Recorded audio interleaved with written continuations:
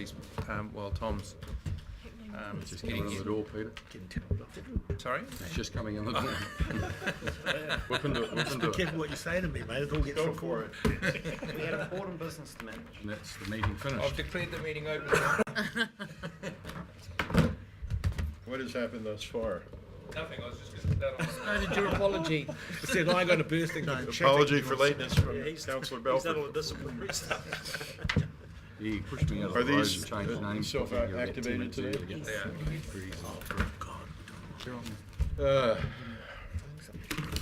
My briefcase has disappeared.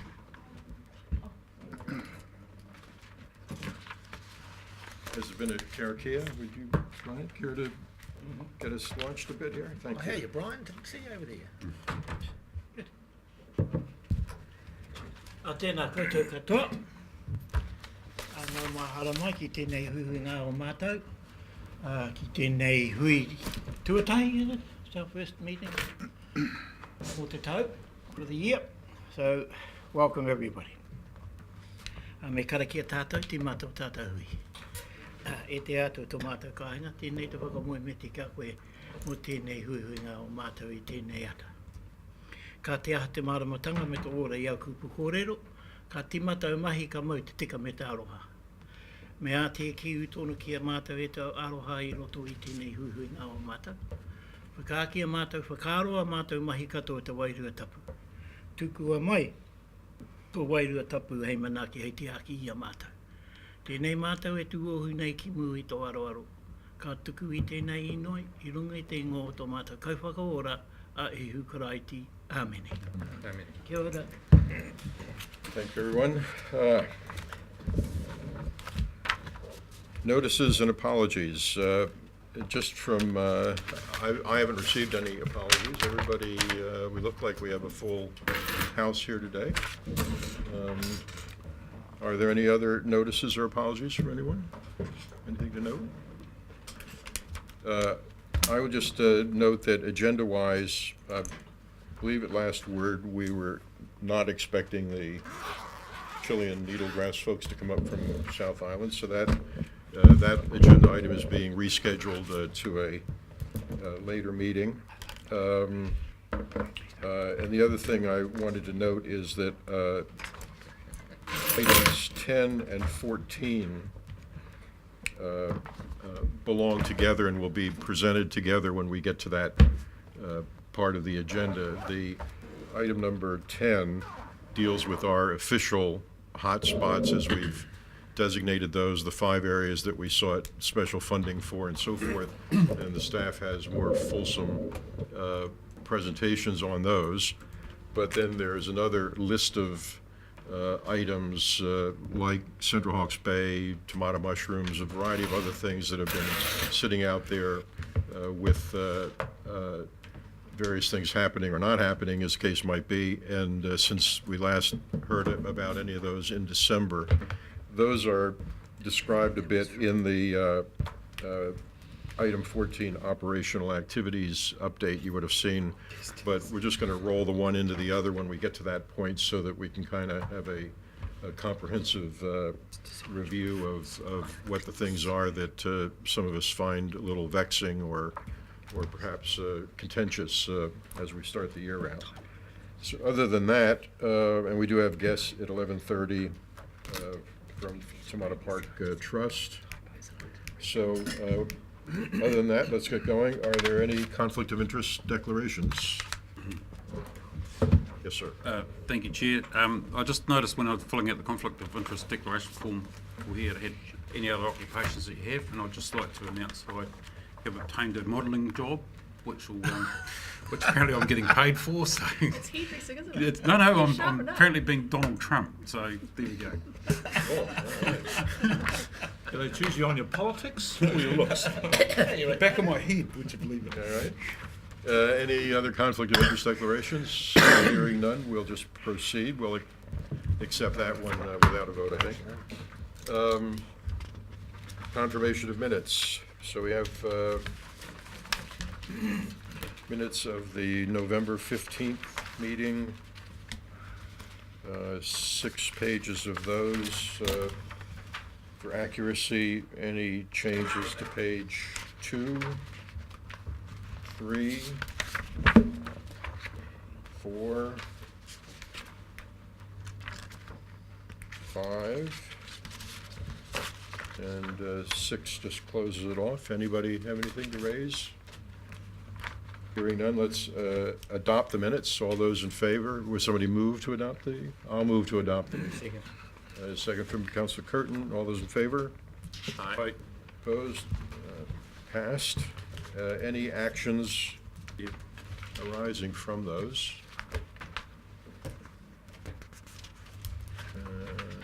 Don't seem to be, so we don't have to take any action on that, do we? Let's go to follow-ups from previous meetings on page 3 of your agenda then. And there are quite a few of those. Who's going to, or any of these require comment from folks on staff? Or councillors have any questions about any of them? Chair, perhaps just the ones that are relevant to me, they're either provided in updates.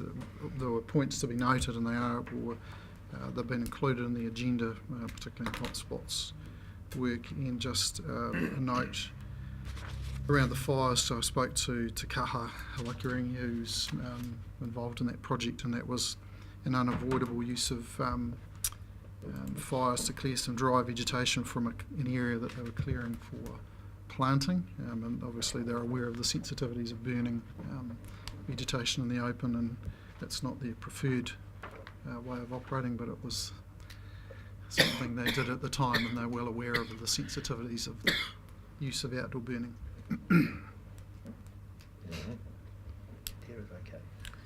Councillor Bailey. Thank you, Chair. Whilst Mr. Wright's in the room, the item 4, the investigate management options for telemeter effluent disposal information. I had an interesting conversation with a gentleman the other week about blowback valves from effluent ponds for irrigation in between the effluent ponds and the bore heads, and his concerns are around where we actually make sure the monitoring in terms of they were being well maintained, and I just wanted some assurance that was actually the case.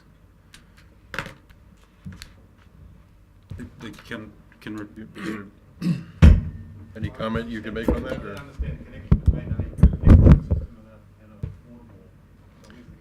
Where the effluent is pumped out for dispersal for spreading onto a field through an irrigation system, and it's hooked into a bore at the same time. There's obviously the pipe. Yeah, so obviously the pipe joins in somewhere, and there's a valve in there that stops effluent blowing back into the water source. And this particular gentleman was concerned that we weren't monitoring those efficiently, or ensuring we were monitoring them enough to make sure that they were properly maintained. And I was just wondering if you could let us know how that it's getting on at some stage. Yeah, thanks, Wayne.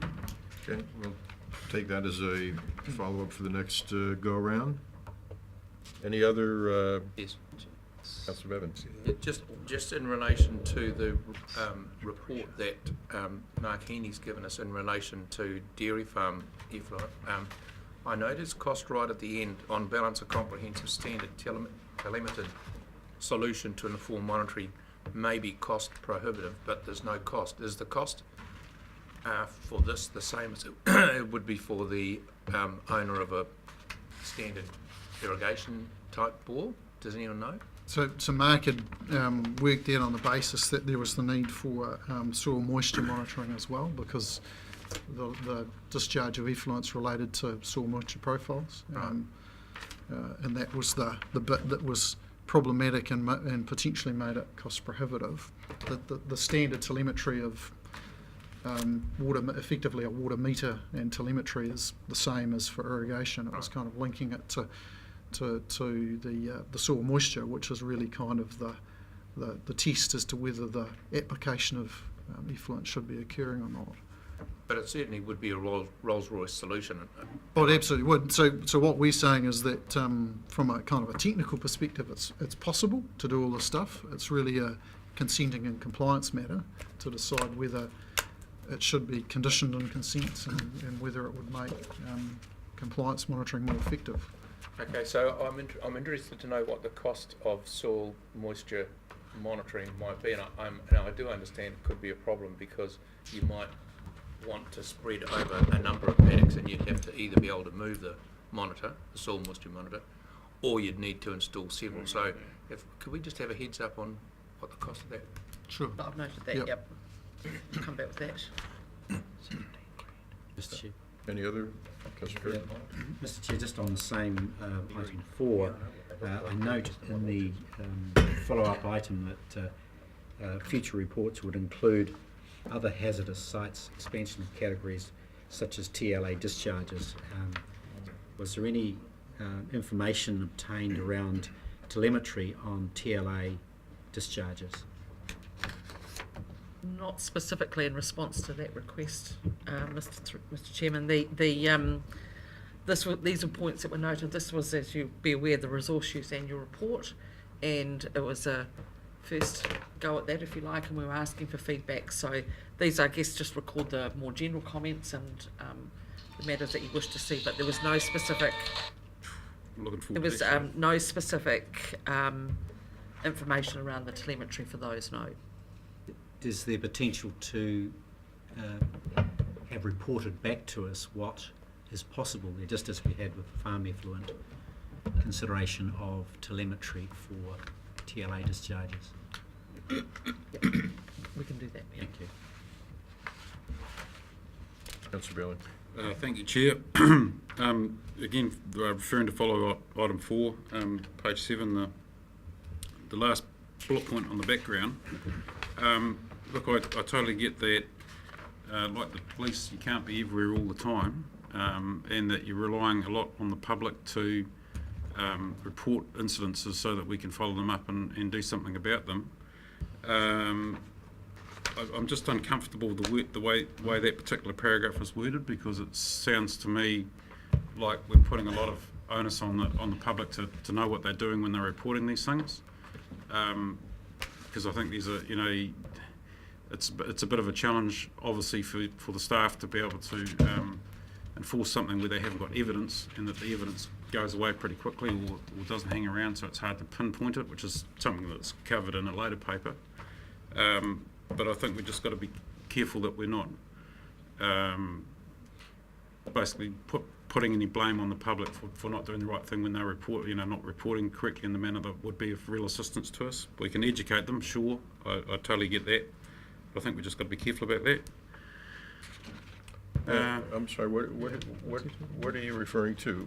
There is an actively monitored pollution hotline. This is page 7, background, and it's 1, 2, 3, 6 bullet point down.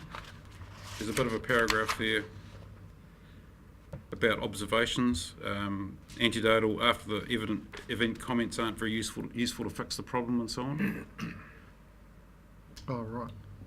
I think the main point is that timely reporting is more useful. So, and I think it'd be fair to say, Wayne, that most of the time when we get pollution calls, it is as it's happened, or it's not too far after the event, so we can respond reasonably quickly. Yeah. I mean, I know when people are ringing me up about stuff that's happening, and I'm suggesting they ring the pollution hotline, I'm always saying to them, make sure you go out now and take photos of what's going on, so that that'll assist the investigation if we have to and all that sort of stuff. But it's just, to me, it's just the language that's in that paragraph. I think we've got to be careful that we're not giving the public a hard time for perhaps being for not knowing what they know. And then the other one, the other question I had. Sorry, Chair, the other question I had on that particular item was, I'm getting the feel from there that this nutrient mineral thing, which Peter kind of was talking about, a lot of that issue is going to be resolved through FEMPS, in terms of people will have an idea of, will have a plan as to how much nutrient, how much effluent they can put onto a particular paddock at a particular time of the year or whatever. So that's all going to be part of what's in the FEMP, isn't it? Well, just to be clear that, and Liz or Wayne may comment, but the discharge activity requires a separate consent. So it's a consented activity to discharge the effluent to land. The farm plan would obviously acknowledge that that's part of a farm system and that would be relevant to things like the total loss of nutrient from the property. But the actual activity itself is regulated and managed under an individual consent for that activity. Yep.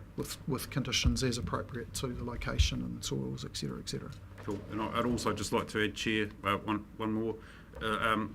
I'm very encouraged by that bullet point under there where it talks about the farmer who has found that by applying it on at a different time, so he's looked at it, come up with a solution that works for them, and everyone's on a win-win. So it's very pleasant to see that being put on the report.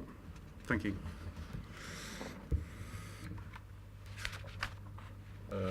Any other comments? If not, I guess we should have a motion to accept the report on action items. Anybody move that? Peter? Councillor Bevan? Councillor Bailey, second it. All those in favor? Aye. Okay. Call for items not on the agenda. Mr. Bailey. Minor item, Lake Puketapu. Lake Puketapu.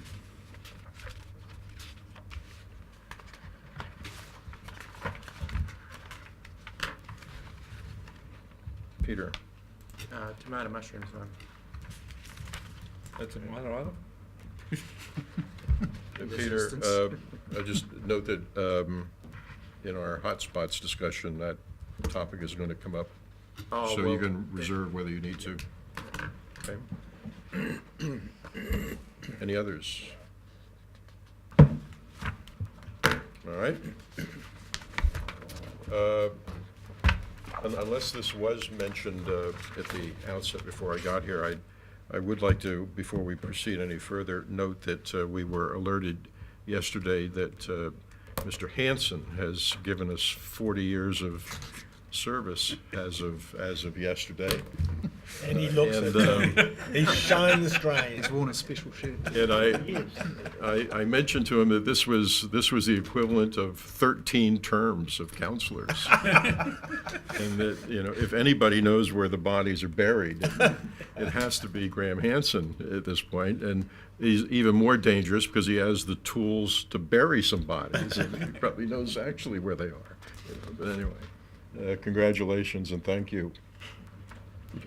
Thank you, Ray. Can I just make a point in addition to that? Mm-hmm. I note that Mr. Hansen started here with us as a cadet. And I just wonder how many cadets we have engaged now, if any, and if not, why not? I've been a great fan of the cadet system over the years. It gives a person a great transition from school to work. It helps them develop a career, and we've got here in front of us a very good example of it. I can multiply this many, many times. And I just think we should ask the Chief Executive to have a look at whether or not we should look at reinstating the cadet system or scheme in some way, if it's worthwhile, because I think it is still a very solid scheme. Graham Hansen, you're living proof of it. All right, let's get on to decision item number 6, enforcement policy review, and I think that's Wayne and Liz. Thank gonna you, talk Mr. to Chairman. While Wayne's getting up the front and getting his hobbles up and gets his presentation ready, can I just pass on an apology? He sent the report through to me. I read it and sent it off for inclusion in the agenda, and forgot to go back and correct a number of spelling mistakes that were in there. So those are my fault, and they will be corrected before it goes. The final version goes to council. So apart from spelling mistakes, we'll be more than happy to receive your feedback once Wayne's done a presentation. Thank you. Thank you, Liz. In fact, I had another read of it yesterday too, and I saw all those spelling mistakes, which I checked about 20 times, so they still managed to sneak through. Good morning, everybody. This document, which you have in front of you now, is for you to, I suppose, to read, hopefully understand and ask questions on, and with a view that we will come away from this meeting with an agreement that this can be introduced into policy. The reason for this policy being put together now in this format is because in the past we did have an enforcement policy, but it was held in a number of different documents in different places within the organisation, and it was very, very old, as I stated here. It certainly hadn't been reviewed in the 10 years that I've been at council. There's been a number of changes in the way that legally councils operate. There's also, for example, an appendix here, the Solicitor General's Guidelines, of course, which came out in 2013, so those weren't part of any previous policy. Another reason for, I suppose, putting the policy in this format is for transparency.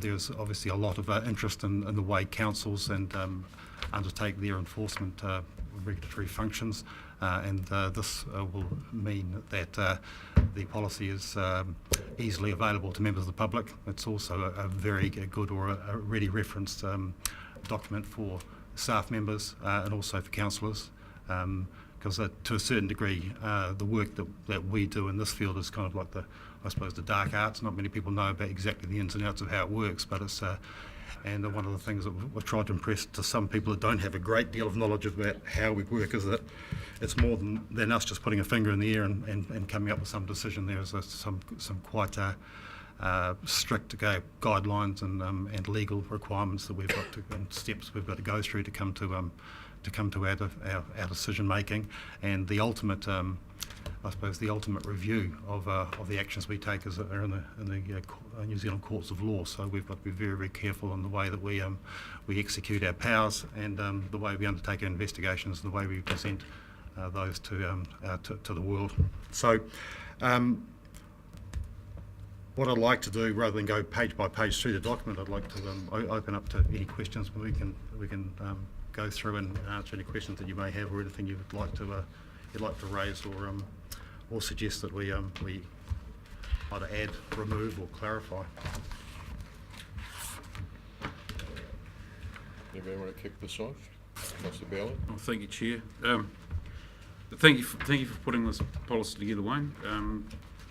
The law is something that's I've always had a bit of a fascination for, especially civil law.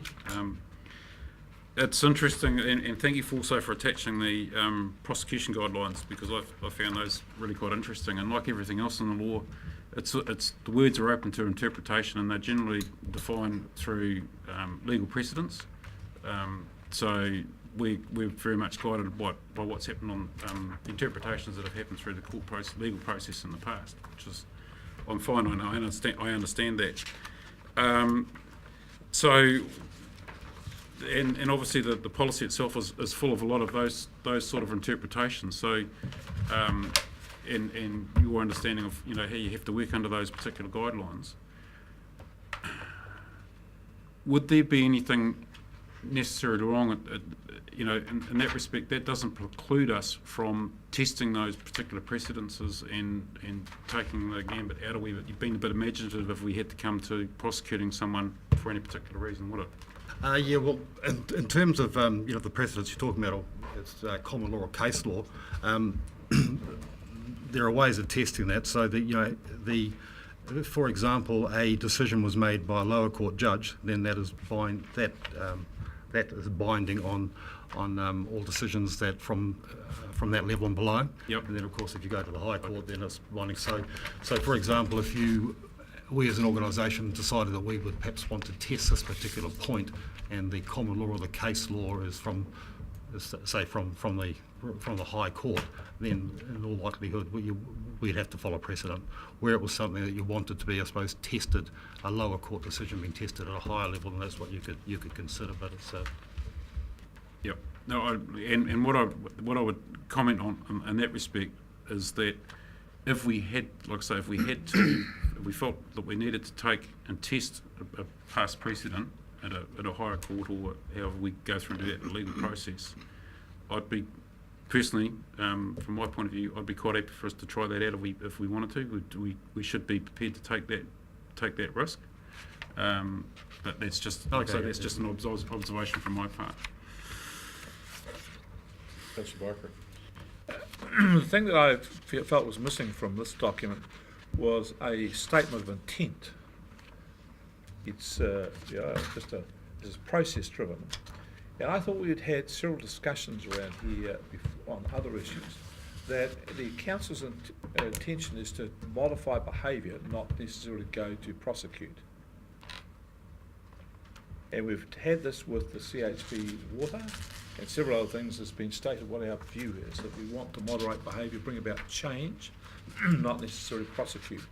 So I don't know whether I missed it, but could someone point to me what it is that we see as our statement of intent, what we intend to do with this? What is our overarching policy, you know? Is it to, as it's been said to me by officers here, that is to bring about changes of behaviour? That's our policy, that's our view. But if that's the case, where is it in here? If it ain't in here, it ain't our policy. And we can't make stuff up on the hoof, just bring it to the council and say, well, this is our policy. We're setting a policy, it's a policy. So what I'm looking for is in here a clear statement of intent, and I haven't seen it. So, Councillor, as Mr. Wright has pointed out, this is very much a policy around process. One of the things that, through the review of the resource use section done by Sue Powell late last year, one of the things that was identified was the need for us to develop a broader strategy that would be expressing, among other things, the statement of intent of this council. And I think that that's probably going to be the best place to have that as a separate debate. I have heard in this council views expressed that we need to go a lot harder and tougher on people, and I've heard now today about our preferences to try and modify and change behaviours, and those aren't mutually exclusive, I accept that, but I think that that's really where ultimately a strategy that will help guide the team in how they implement this policy will be where those discussions will be held. In terms of the immediate question, and just it really is just a reference to that. Under defining the scope of the policy, it does say we have a spectrum approach. Sorry, page 9 and page 2 of the, but page 9 of your agenda, next to the photo of the port. Yep. As a spectrum approach to encouraging positive behaviour change and ensuring the highest levels of compliance possible. So that really, very briefly, I guess, and captures the intent. But I think it can be more openly and more debated and more clearly expressed through a strategy that we'll bring back to you later on this year. Could I just follow up? Firstly, the words that you've written there, I wouldn't have picked up as meaning that, what I discussed before. I mean, it's a long bow to draw to that, in my view. It's, if we're talking about transparency and having things clear for the public, that, in my view, is not clear. That's what it is. Secondly, if it is our intention to have a single document, which was said to us, where we could look at, someone could look at and see what our policy was in these areas, well, it should be in a single document. It would be, in my view, wrong to have the operational side over here and another document where we have our policy, how we'd handle it over here. It should be the one and the same. So I just think, I really welcome this. I think the idea of a single document, a transparent document, is great. I just think there's an element missing here. So what is our stance on these things? And I just remake the point, officers have come to this council and said our intent is not to go straight to prosecution, but to bring about behaviour change. If that's the case, well, we should say that we prosecute as the last resort. The intention of this council is to bring about behaviour change, to get the highest level, and only when we cannot do that do we go to prosecution. That's what our policy is. Well, let's put it on the deck, have a discussion about it, and adopt it. I just want clarity about that. I don't want it to be made up on the hoof. Mr. Chairman, it occurs to me that there might be value in us producing a very simple set of statements by way of a policy summary that could be supplied with every resource consent we issue, so that resource consent holders have a transparent and clear understanding of what they can expect we will do under various circumstances of non-compliance, so that we're possibly more predictable in terms of the steps that we will take initially, which are typically in relation to immediate remediation and seeking the cooperation, and obviously there's an escalation path in the event that we don't get the cooperation we're seeking. So just being very clear about that with consent holders at the time of issuing the consent, I think would have some merit. Councillor Curtin? Thank you, that's a very Thank you, Mr. Chair. I just want to go to page 8 of the document, the introduction, the very first paragraph written in the document, from what I can see.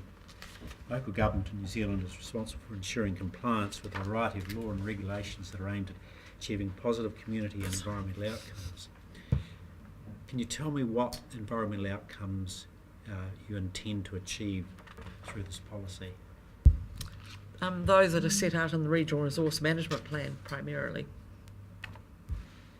That's the document that drives the whole of the implementation part of council. That's a key document. So the So environment. what are they? Pardon? What are they? It's a whole folder of them. But the environmental outcomes are set out in the Regional Resource Management Plan. I think, Mr. Chair, goes to the issue that Councillor Barker raised, is that we've got a document. Once again, I think we need to make sure we've got a joined up organisation, because there are other lofty words in the introduction which tilt at that coordination, and yet I'm not seeing in this document that this part of the organisation operates and responds to the overarching mission, vision, etc. of the organisation. I'm seeing them as quite separate, because I'm not seeing it articulated here that in fact we know what those environmental outcomes are and how the regulatory approach is used to achieve those. I just don't see how where the connection is, whether this part of the organisation fully understands where we're going, that we in fact understand where we're going, and it's articulated here. We have a follow-up question, similar guise, Mr. Chair, and it relates to another paper, the next paper today, around ecosystem identification, zonation, and I wonder whether in fact it's worthy of putting into this document that a regulatory arm does operate in recognition of, and there's a reference in the document around using evidence-based, that the this regulatory document, enforcement document, tracks and mirrors what other points of evidence we've got about our ecosystem, so that the consents that are being and issues that are being regulated are related to the environment in which they're operating.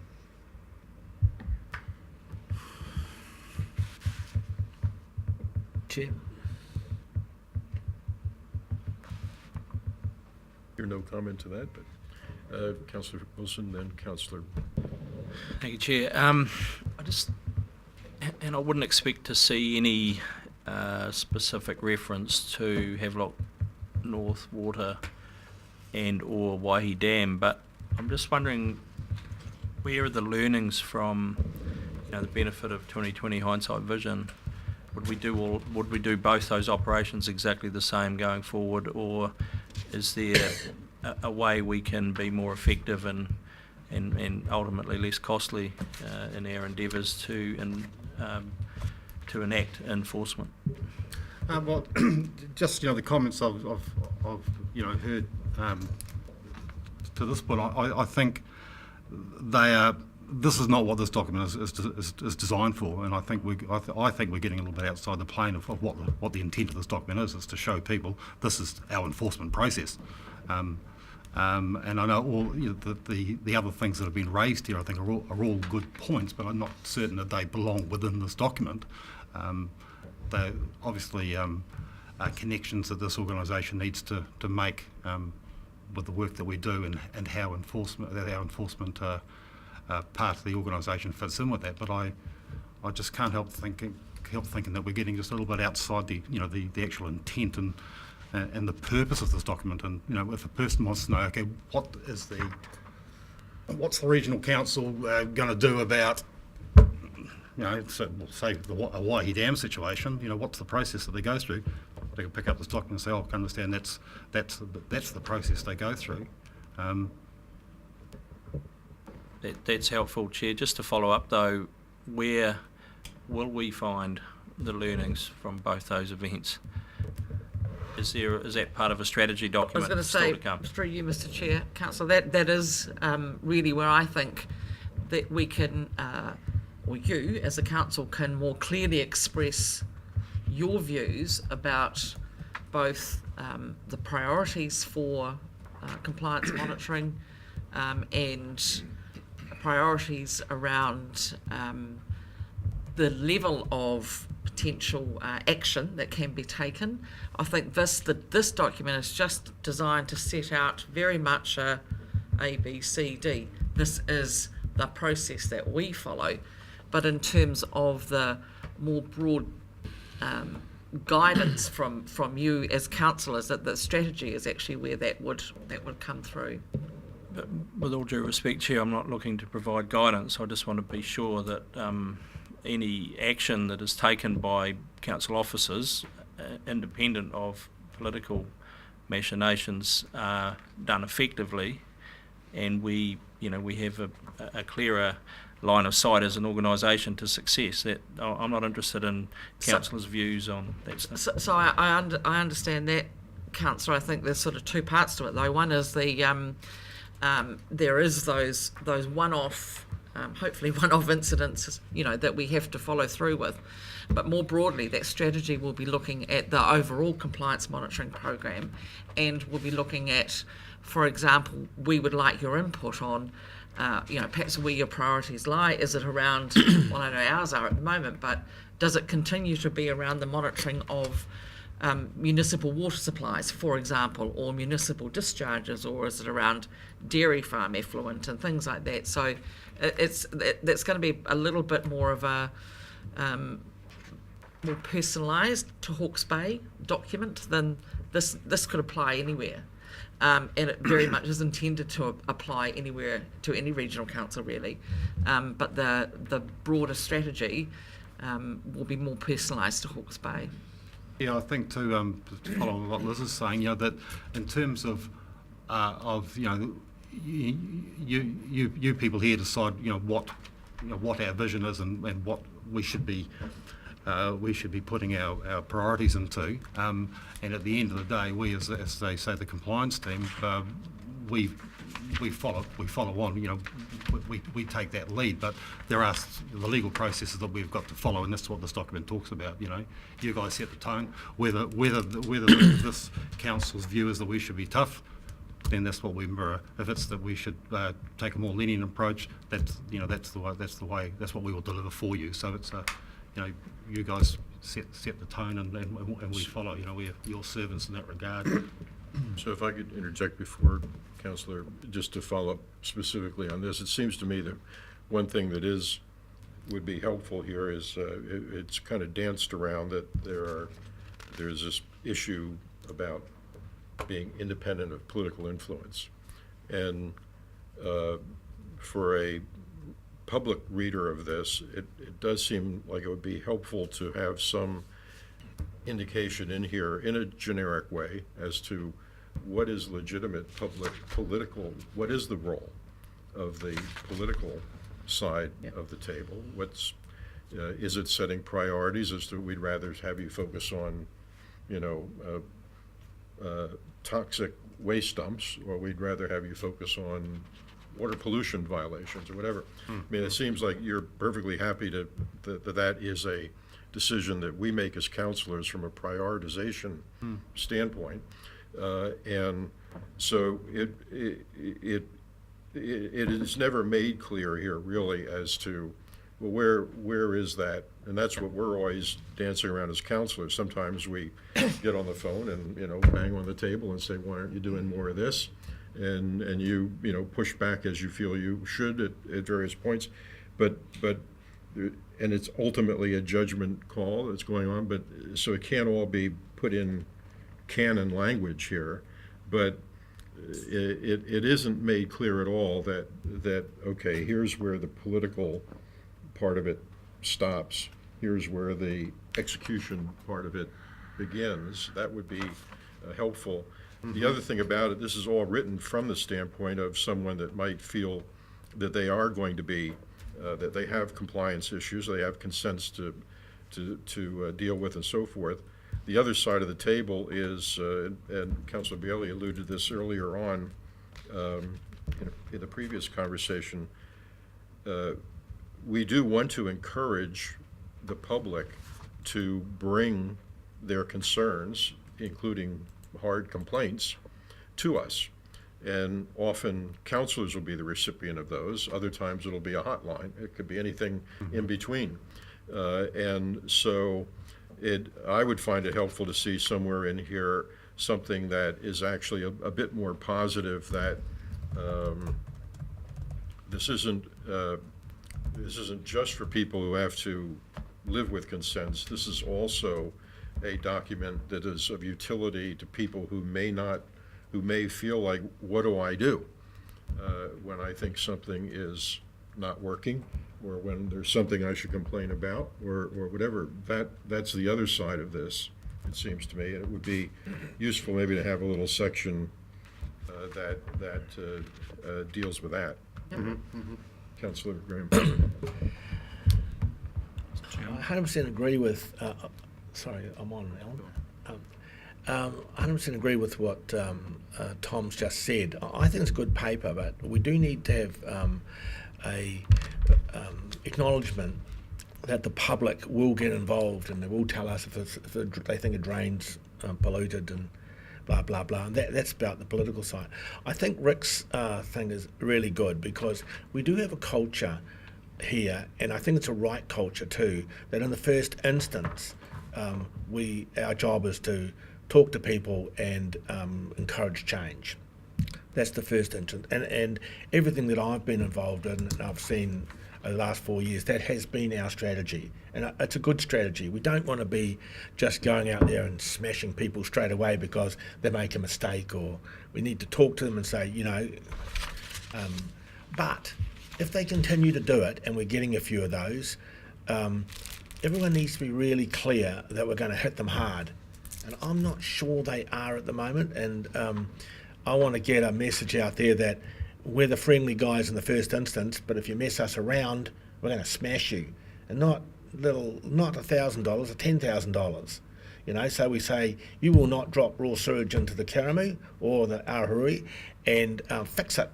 We're not going to tolerate it, I know you're on the hard end of that, Wayne, and I think you do a particularly good job, but until it gets to you, we hand it over to you, then we've got to step away, because that's the deal then.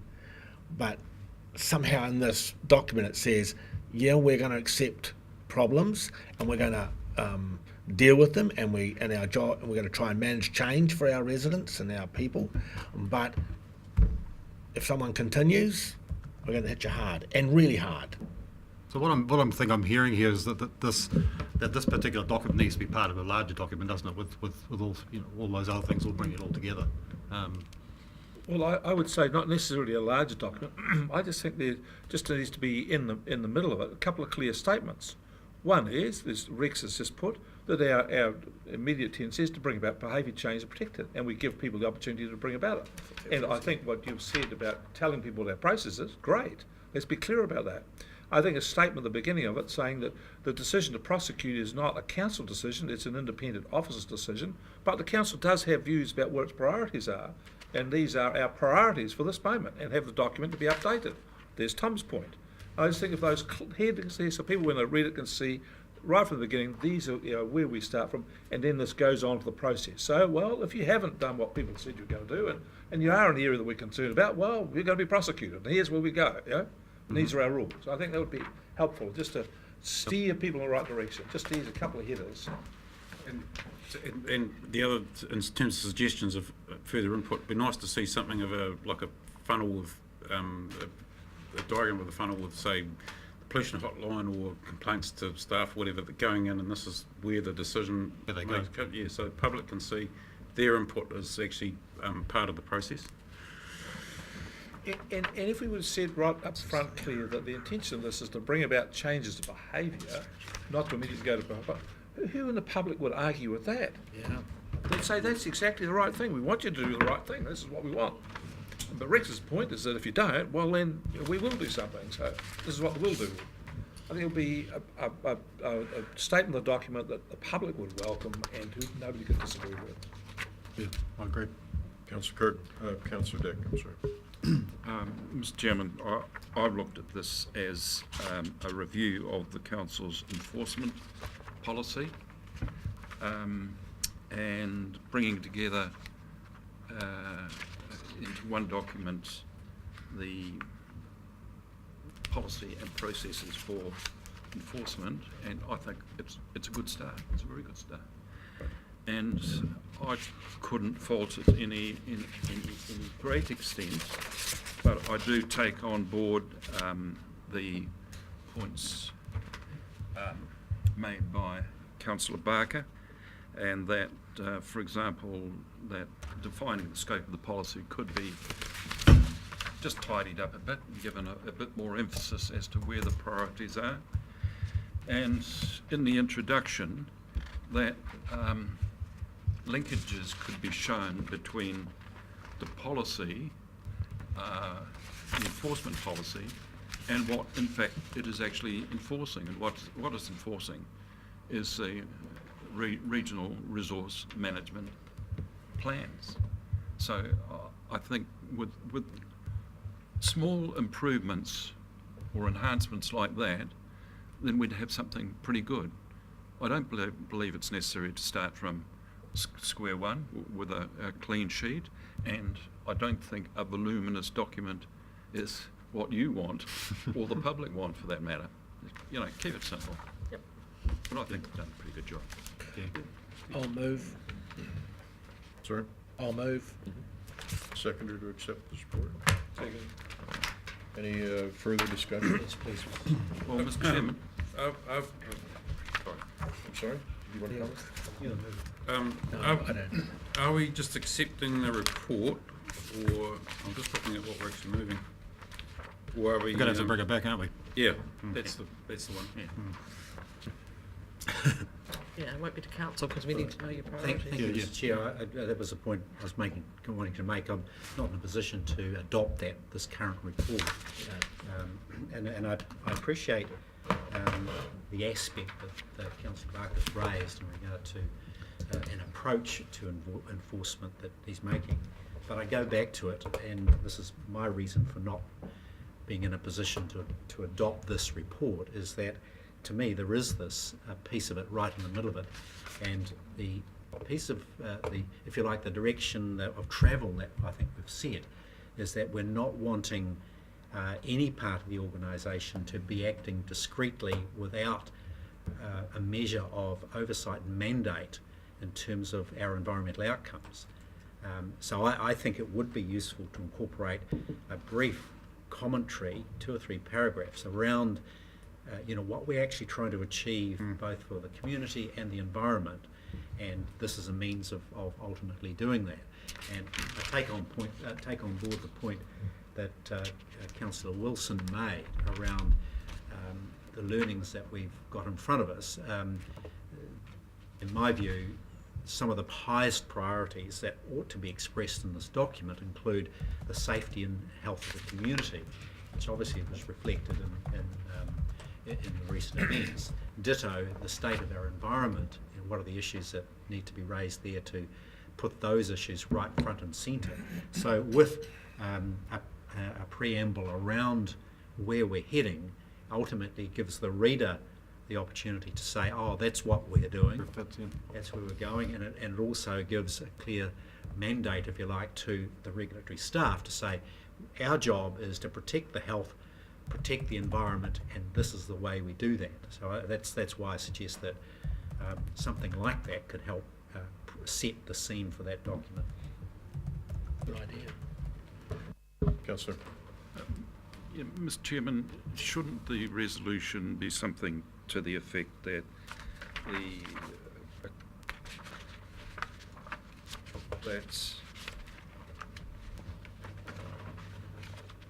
update is brought back to the next committee meeting, taking into account feedback from this meeting? I think it's premature to adopt. Requests a revised version be brought back to the committee. Something along those lines, yeah. Is that, I'm happy with that. as a mover, are you happy with that? Yep. Secretary is happy with that? Seconder's happy, so the environment recommends that staff bring a revised HPRC environment policy before the committee for further review. Yep. Incorporating comments made today. Is that Fine with that. Well chaired. all right? Okay. Can I just ask one question before we jump to this? The comment here that the decision to prosecute is made by the chief executive, subject to independent legal review. Is that a requirement? Is that just a matter of good practice? Are you required to get a legal opinion, or is he just? Look, it's good practice as per the Solicitor General's guidelines, but there's no legal requirement that I'm aware of. No, if we do decide to prosecute, though, of course we prosecute through a lawyer, and then, of course the lawyer has certain responsibilities too to make sure that they are the prosecutor as such, and so they've got to tick all those boxes as well. They've got to lay the charges and the right. charge sheet and what have you. So, so in effect, we're always going to have an independent legal counsel working through that process in the absence of in-house counsel. And look, I don't think anyone ever wants to be in a position of laying a prosecution against someone in the absence of having received some legal advice as to the worthiness and the prospects of the case. So it is standard practice for us. Respond to that, if we passed this and adopted this as a policy, then there would become a requirement for the chief executive to take independent legal advice. We would be saying that would be the case, which I thought was excellent.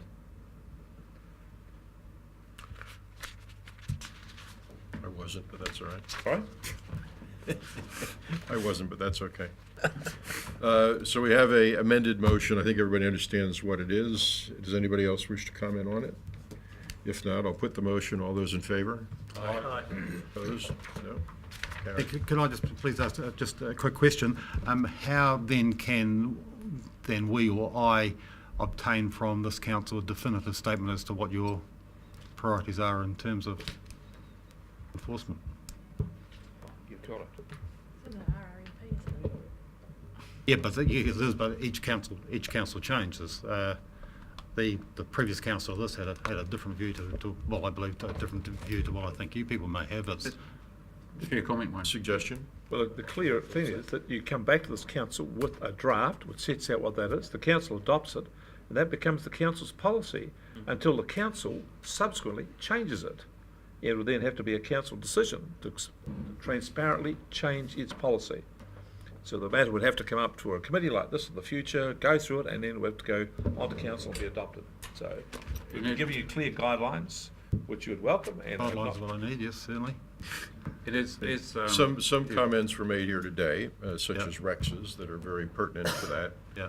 But we've also had discussions that would have sent signals, and probably a few more today, regarding, for example, tomato mushrooms, regarding our approach to territorial authorities when they're on the opposite side of the table. Mm-hmm. And I'm just going to have to assume that Liz and has absorbed that and will fashion that into the appropriate prefatory language, and then we'll have a whack at it. Is that? Exactly right. Yep.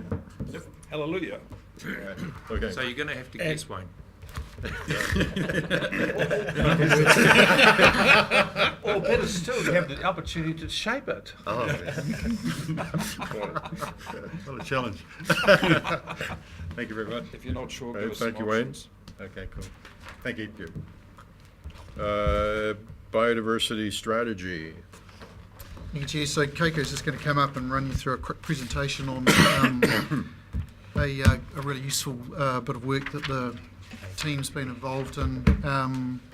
And obviously the relevance is we just discussed in the previous paper, but it also fits with how we grapple with what is on face value a massive task in terms of the biodiversity challenge for the region, and where do we apply our efforts, and what do we do first, particularly as you've beefed up in the proposed long-term plan some funding in this area, so this will help us narrow down where we go and spend that money. And we'll also be looking to align our catchment-based activities to this sort of work as well. So it's a really useful bit of work that helps us kind of really sharpen up the focus on the topic. So, Keiko, over to you.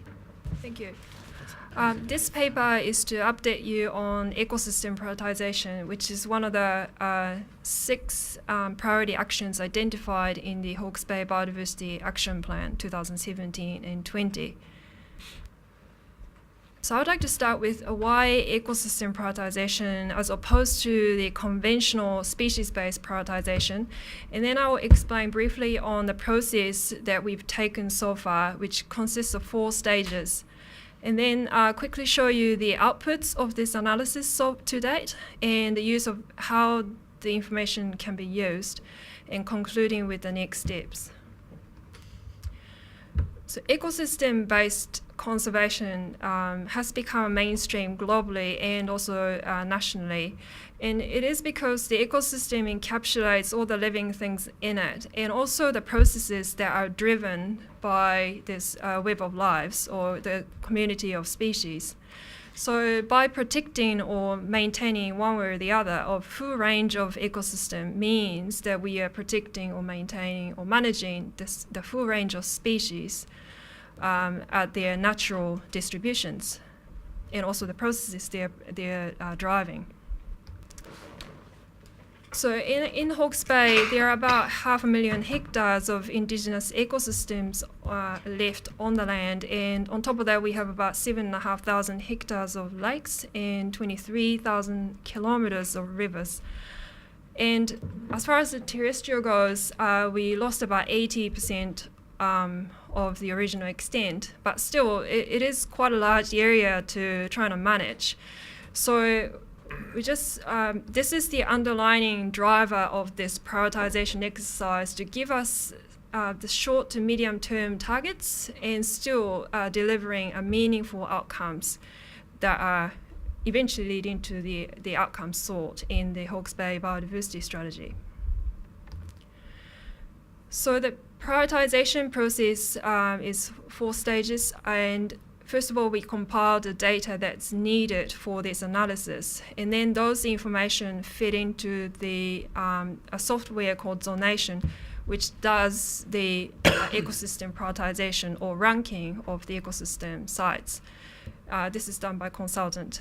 And then the next stage is the interpretation and refinement of this output of the analysis. And final stage is to develop management prescriptions that are specific to each of the priority sites identified by this analysis. And we are at our interpretation and refining stage at the moment. Just as part of the data preparation, we got our region mapped for its potential ecosystem types. Potential being the ecosystem types that should have been here at a given geology and climate and influence of volcanism. And so this is the fundamental information to give us what is the full range for the Hawke's Bay. We can also utilize this information to figure out which ecosystem remains where and to what extent it's lost. So we know that which ecosystem types are threatened. So this is the really good regional data sets that fit into this prioritization process. Just before we move Yep. off that, would you mind just explaining the colour coding that's there? Oh, sorry about that. So each colours in the different types of shades or lines all indicates that there are certain ecosystem types. I'm not going to explain each one of them, but for example, all those light green colors, there's basically one type of ecosystem that used to be extensive in the lowland, warmer parts of lowland Hawke's Bay, and that's primarily the Titoki sort of dominant forest. So this is mapped based on the geological and the climate data, and also some existing information that are compiled by a range of people from DOC to local experts. Sorry to pursue this, so I'm clear. For example, the darker green around the midsection there, Yeah. how would you describe that ecosystem? Yeah, so this all these ecosystems using the latest, most comprehensive classification systems, and each so we adopt that classification systems. And what it is, so for example, the darker green is, I think it was like something like WF3, which is the Kaikatea Tawa Titoki forest, which is like a typical alluvial forest that used to be sort of dominating our alluvial plains. So that's And how. what sort of critters would live in it? So I think it's a $1 million question, and in order for us to determine what is the species communities living in it is a never-ending exercise of trying to do it. So that's why we, based on this characterization of the biodiversity patterns using the vegetation, because the vegetation types dictate what species are living in it, and most of all, the trees are species too, so those species are counts, but it also dictates the insect communities that are living in a particular vegetation type. So we use this kind of as a surrogate of biodiversity patterns. Yeah. So I couldn't answer that question, what's living in it. We've got some fossil records, etc. But yeah. Keiko, would it be possible to provide councillors with a map with what the different vegetation types are? Yes. I have to apologise. I forgot to attach this technical report thing that I'm supposed to attach. So those publications will be available via relevant people. More than happy to provide that. Are there any Titoki trees left? And How many? are there any? Titoki Yeah. They're trees. Big old ones. I've seen some. I think there are some pockets of remnants that are still retaining a large, and often they are actually one of the last surviving trees on a landscape, forming the tree land type vegetation. So there are some left. Yeah. Moving on. So the zonation is a conservation planning tool that prioritizes or ranks the ecosystem sites. And based on representation, which is the type of ecosystems, connectivity, and the conditions. And it will try to pick up the best sites within a cap. And this cap or limitation is often an area-based cap. So we ask ourselves, of the remaining ecosystem areas, how much area are we going to maintain in the next 10, 20, 30 years? So this is the kind of cap that we need to come up with. So for our region, we said that, okay, we are going to maintain in one way or the other, or enhance 30% of the remaining indigenous ecosystem area. And this equates to, for example, for the terrestrial, about 150,000 hectares by 2050. And the reason behind this cap is based on this species area curve. So what it is that when the ecosystem sites or habitat sites are reasonably intact, which is this side of the graph, 10% of the extent loss leads to a relatively smaller proportion of species loss. So that's depicted by white arrow and the shades on the top there.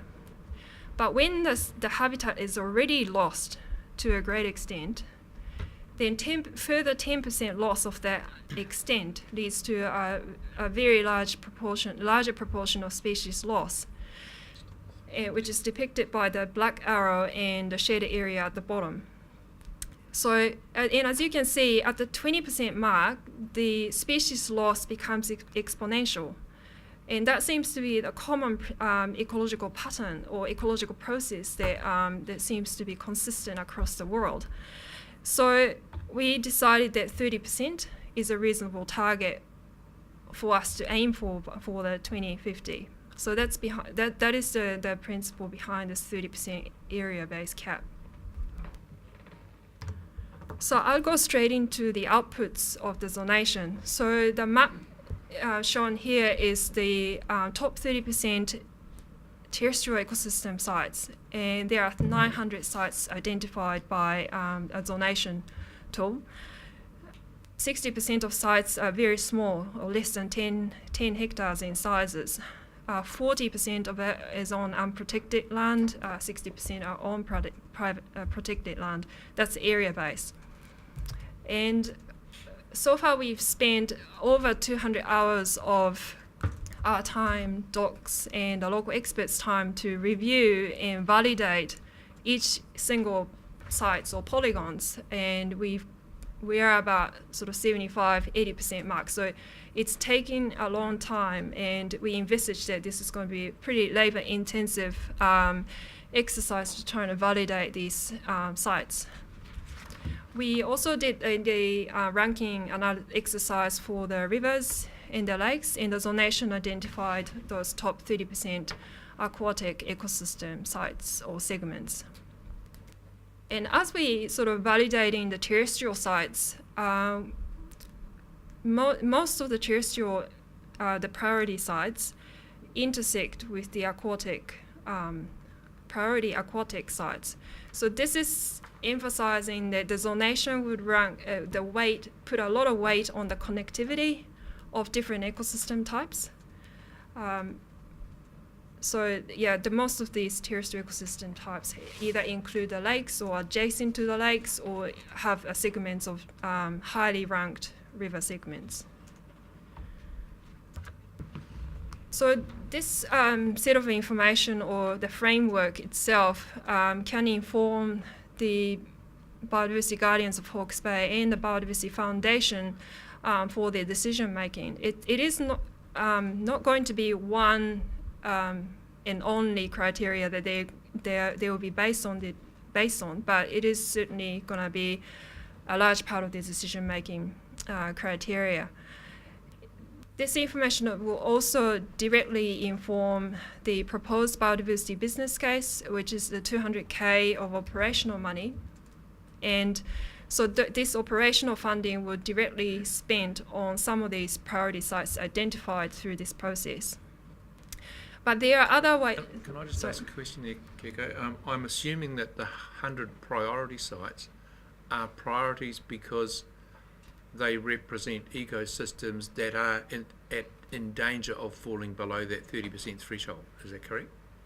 So the priority means it's almost like zonation does, almost like selecting the All Black squad. So it will try to pick the best players, but they also need all of them, all the positions filled.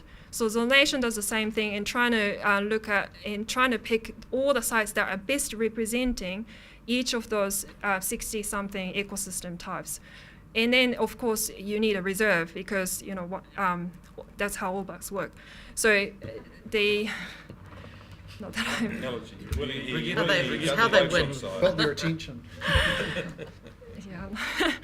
Yeah. So at the end of the list, it will have both threatened ecosystems and more common ecosystems, but it will have a whole set so that we can maintain or protect the full range of ecosystem types. Yeah. So this information can also be used or be useful for other proposed and existing council activities. And for example, this information can become integral part of proposed integrated catchment management. These priority sites or remnants are already there providing ecosystem services at varying degrees, depending on how degraded they are.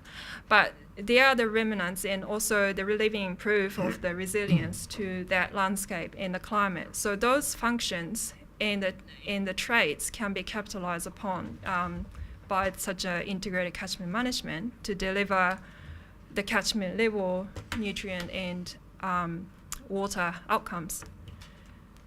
The other way for this information can be used is to determine where is the strategic locations for large-scale predator control. And this map is an example of early stage thinking around where we could have a large-scale predator control.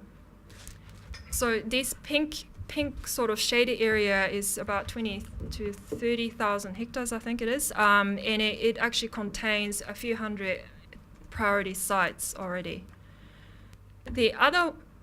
This information can also inform the existing council programs, and for example, the engineering's ecological management and enhancement plan, or EMEP. Some of the enhancement work's already happening on, not by coincidence, but kind of coincidence, happening on the priority ecosystem sites. So this information can further inform their program and to allocate the effort into priority locations and deliver multiple outcomes. They have to deliver flood control outcomes, but they can also deliver the biodiversity outcomes. So the next steps for us is to continue this interpretation and refining the zonation output. I'm confident we can get there. And then the final stage is to develop the management prescriptions. So this is a process and a database that allows us to determine what is the key outcomes we seek for this particular site, and then what are the key management actions we need to take to achieve the outcomes. What this process also allows us is to estimate the cost of doing those actions. So through this process, we can gauge the scale of the work. So that's the end of the presentation. Questions?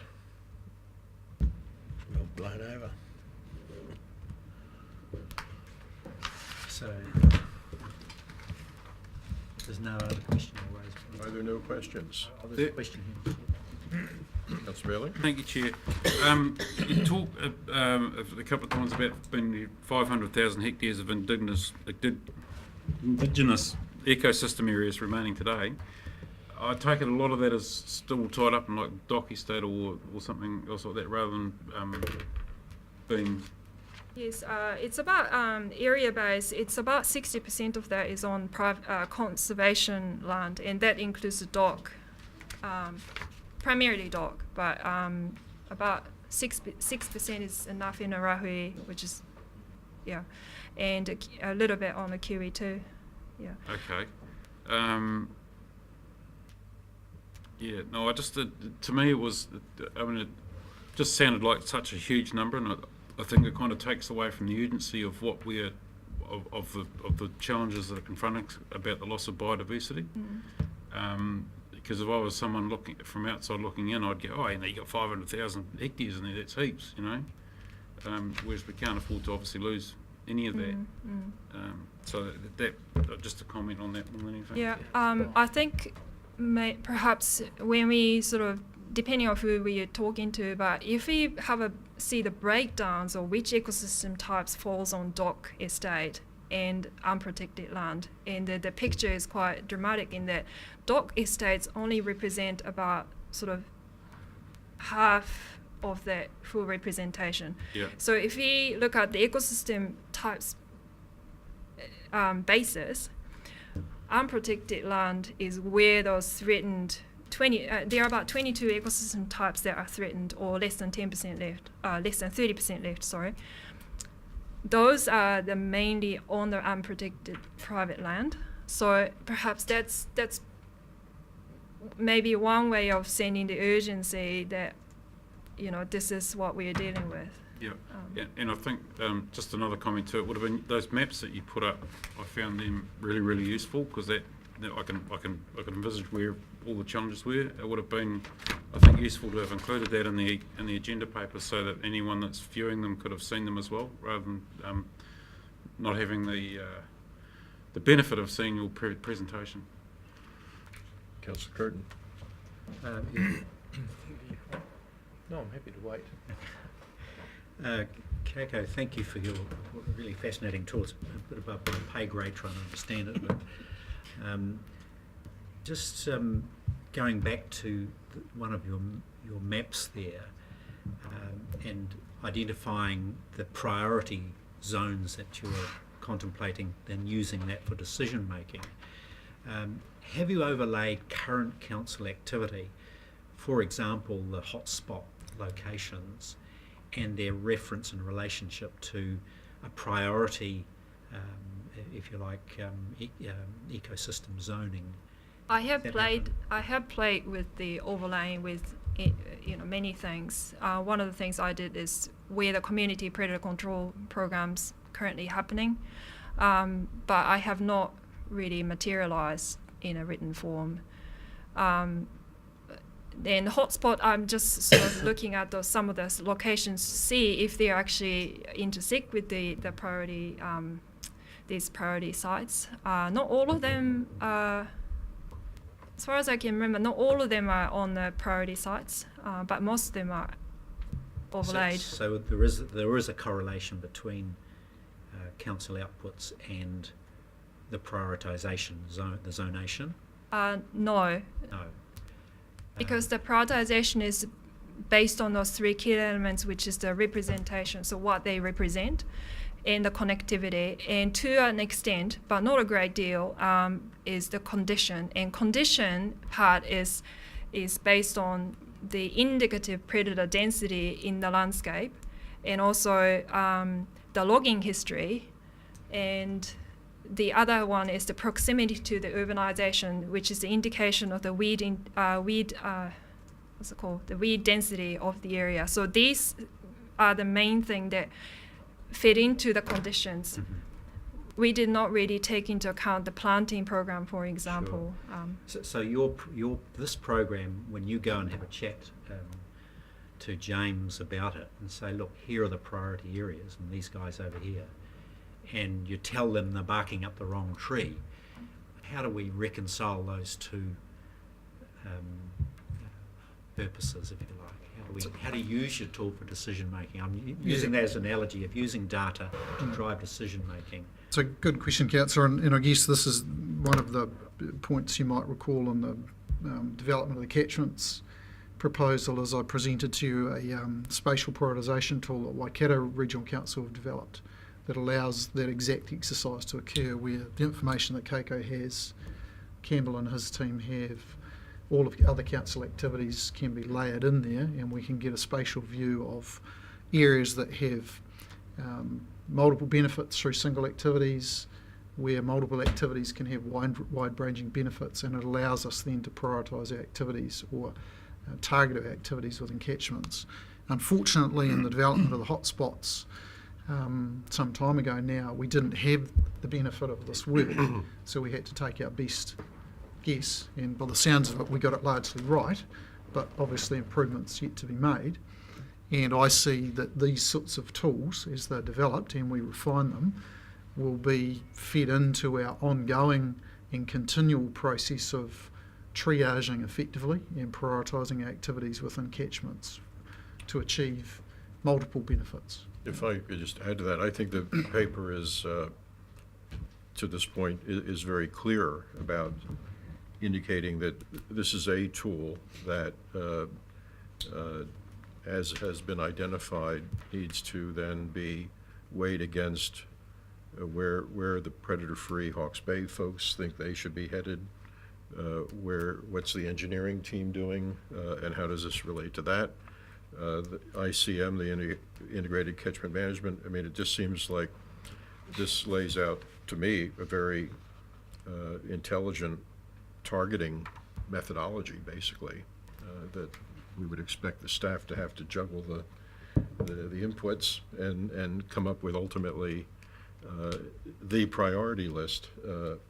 I'll jump ahead of Councillor Bevan, if I may, here, just to keep the logic going.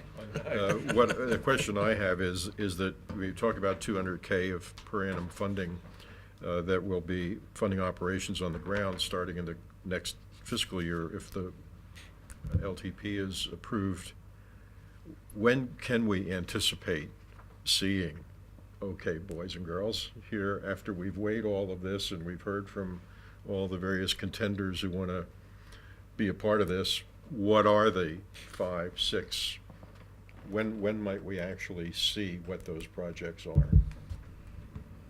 Any thoughts from my squad sitting in the back?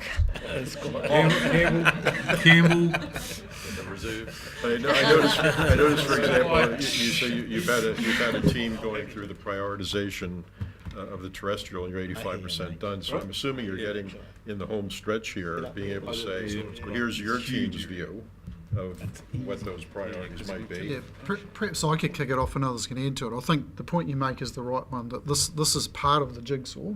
This is one part of a larger puzzle of things that, or activities the council do.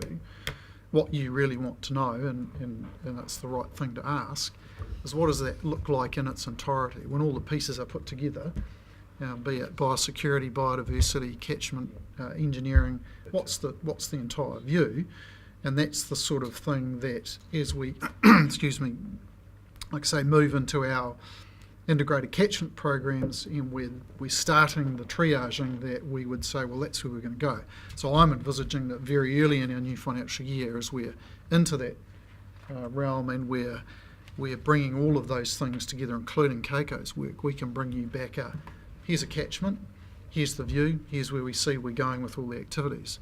And perhaps just the other point I'd make is just so that you have some sense that you're not completely divorced from this, is that in the development of our what I'm calling at the moment, for want of a better term, a grant policy around how we spend the money that's proposed in the LTP around things like our catchment initiatives, I want to bring back to you a policy that helps us go through some prioritisation and some criteria around that, so that we can really, again, target where we spend the money, i.e. what are the most important things we want to see, and can we or should we incentivise them more than perhaps lower priority things, and have you help shape that, so that then further sharpens up, well, where are we actually going to spend our money and how much are we going to spend in these areas.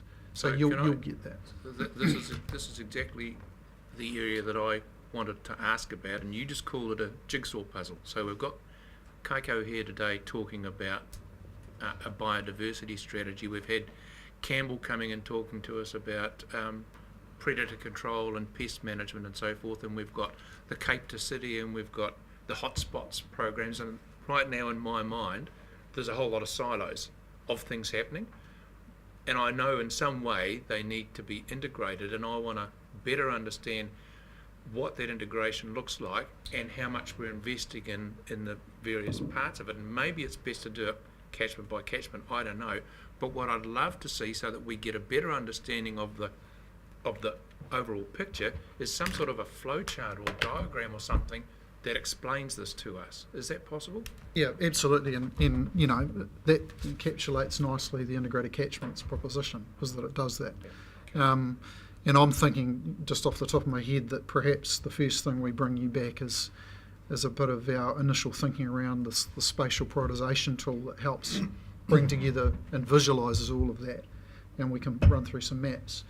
The reality is that we haven't obviously locked and loaded this way of working yet until we start our new financial year.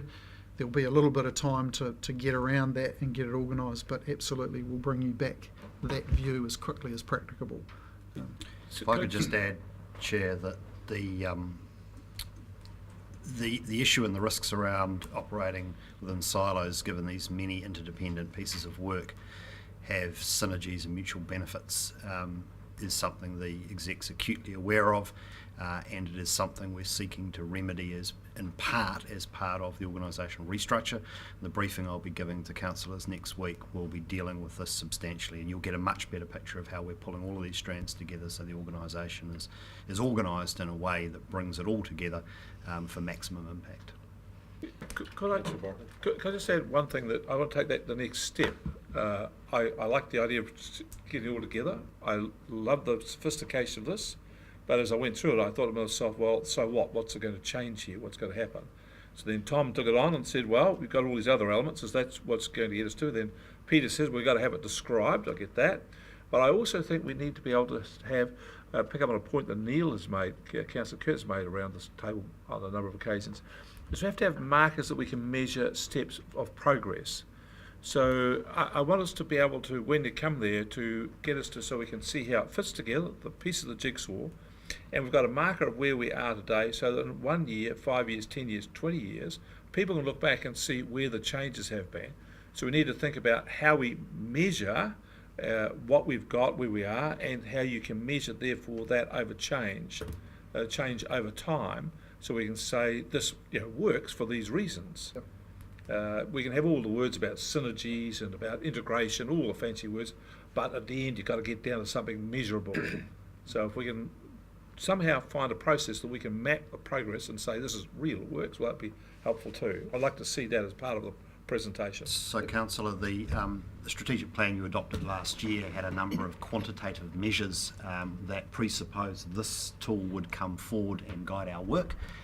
And those measures are being rolled forward into the long-term plan set of performance measures, which you will be seeing at your workshop next week. And they talk about the prioritisation, the targeted areas, the step change that we will make in various different physical parameters around water quality, fencing, stock exclusion, those sorts of things, soil retention. So absolutely understand the point. We have that work underway and hopefully it will meet your expectations. And there'll be much further refinement of that in catchments, catchment outcomes set, and catchment plans that set objectives and timeframes, and that allow you to measure progress against them. Yeah. So that's right. The measures we'll be providing you next week are at regional scale, and what we will then need to do is then bring those down to individual catchments, because obviously different catchments will have different objectives that we'll need to work. Someone like to move the adoption? Can I just ask one more question? I couldn't possibly let this opportunity go by. Can I ask, we've got a coastal marine area. Have we got zonation opportunities in the coastal marine area, given that 80% of our biodiversity occur there? I think it's on the card of this consultant who can, there are about only 2 people who can interrogate this zonation tool. It is quite a robust tools, but it just needs to be done by this particular person. And he indicated that he is looking at the prioritisation of the coastal marine ecosystems. But I think he's experienced some challenges for the last sort of few years. But they are thinking about it, and that's all I can say. Happy to move, Mr. Chair. I'm sorry? Happy to move. You happy to move it? I'm happy to second. Mr. Bevan, anybody wish to speak further? After the mover? Oh, well, I'm sorry. I will speak very briefly, Mr. Chair. And great piece of work. Lovely to see such a high level of sophistication coming into guiding our work. I guess the crunch comes when matching that evidence, if you like, against the outputs of council. So I'm really interested to know how we might do that. But certainly putting it on such a solid foundation it brings a lot of confidence for me, in particular around the biodiversity strategy. In my view, those sorts of definitions and outcomes that arise out of it ought to be guiding all of our work, and I'm pleased with the Chief Executive's comment that we are now introducing those across the board. I'm good to see, but I go further, and it's in reference to the previous paper around regulation.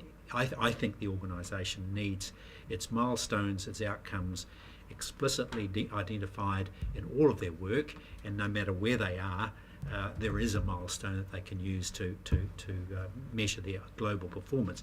Even if it, for example, is in the enforcement area, you can still have an environmental outcome that arises as a consequence of that council output. That was brief. Who's this? I'm sorry, who's second? I seconded. I reserve my right. Debbie, did you want to speak? Thanks, Keiko. Thanks for coming in and sharing your expertise and passion with us today.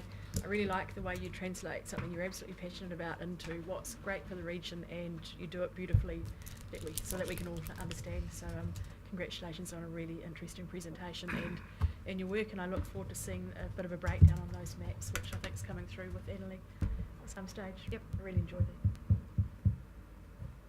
that. Other comments? If not, I would like to, I'm sorry? Oh, thank you, Chair. I just was sort of reflecting about how often I used to sit in the cheap seats at the back there and listen to report after report that was given to this council about how things were deteriorating and stuff like that, and what a change it is to be turning around and getting a report saying this is how we're going to progress for the future and this is the plans we've got and everything else. It's just so cool to see. So it's, I'm really noticing that change. As someone who has been criticized in the past for criticizing staff papers that I didn't like, I'd like to try to redress the balance by complimenting one that I think is terrific. I think, as Councillor Curtin said, this my reading of this was confidence building. I think it lays out a very intelligent targeting methodology. It shows high awareness of the linkages of this work to other parts of the organization.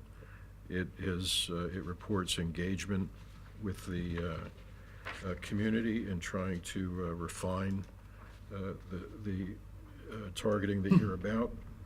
And so I think it's an excellent a piece of work with the, but it points us to the desire to see where we are actually going to plunk the money down and what the milestones will be associated with that.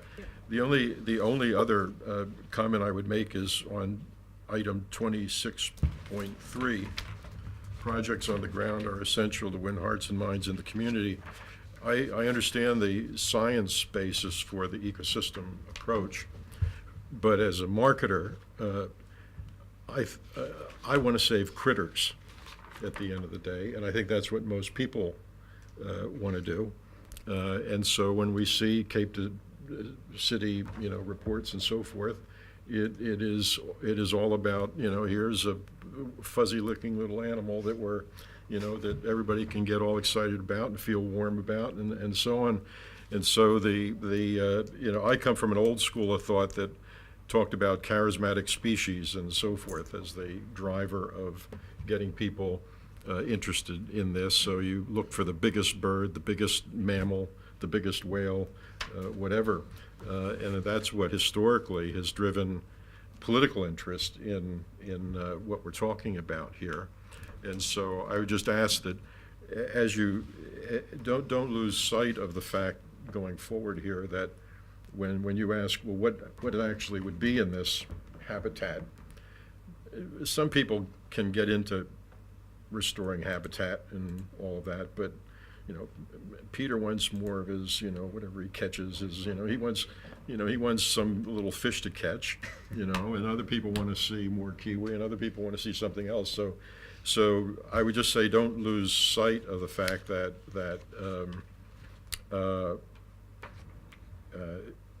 what it is we are actually trying to save here are living creatures and plant diversity and so forth, as opposed to kind of habitat. That's all. That's a very minor footnote on what I think is a super piece of work here. So thank you. Thank you very All much. those in favor of accepting this report? Aye. Thank you. Opposed? Great. Morning tea? Councillor.